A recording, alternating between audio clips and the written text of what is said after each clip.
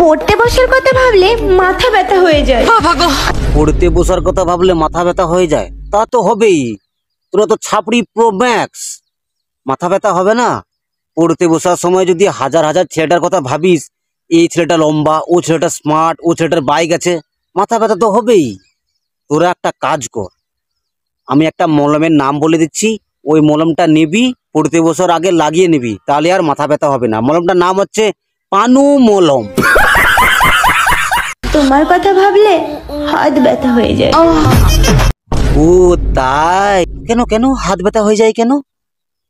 তোরা কি পড়তে বসার সময় জেনারেটরের হ্যান্ডেল মারিস যে হাত ব্যথা হয়ে যায়?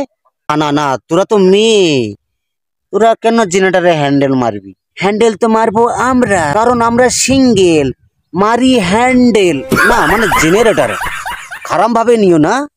তাছাড়া আরেকটা কারণের জন্যও হাত ব্যথা হতে পারে, কারণ হাজার হাজার ছেলেটার কথা ভাবলে ওই তোদের ওই পচা টবনা পুকুরে জল ভর্তি হয়ে যায়, আর সেই জল বার করানোর জন্য এই আঙ্গুল দিয়ে খুঁচে খুঁচে জলটা বার করতে হয়, হাত তো ব্যথা হবেই। তোদের একটা কথা বলছি শোন, ভিডিও শেষ করার আগে তোরা যে মেয়ে, ভিডিও শেষে এইগুলা এইগুলা এইগুলা করিস কেন? নিজেকে কি প্রমাণ করতে চাস? তোরা মিয়া খলিফা প্রো ম্যাক্স।